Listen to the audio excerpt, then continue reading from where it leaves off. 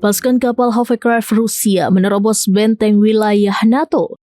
Estonia akui mulai perkuat garis pertahanan di perbatasan dengan membangun bunker. Mengutip Tribunnews pada 22 Desember 2025, kabar ini dirilis sumber utama Newsweek pada Sabtu 20 Desember 2025.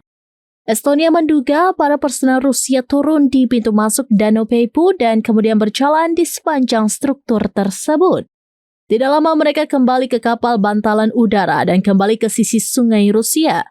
Lantas, pihak berwenang Estonia mengklaim bahwa masuknya pasukan Rusia ke wilayahnya itu tanpa izin. Manuver pasukan Rusia itu dinilai menambah kekhawatiran atas provokasi Moskow di dekat perbatasan NATO. Estonia mengambil langkah dengan memperkuat pertahanan di sepanjang perbatasannya, termasuk membangun bunker-bunker. Dikabarkan juga bahwa target total hingga 600 bunker pada akhir tahun 2027 akan dibangun. Sejumlah pengamat menilai pembangunan ini sebagai indikasi persiapan menuju kemungkinan konflik.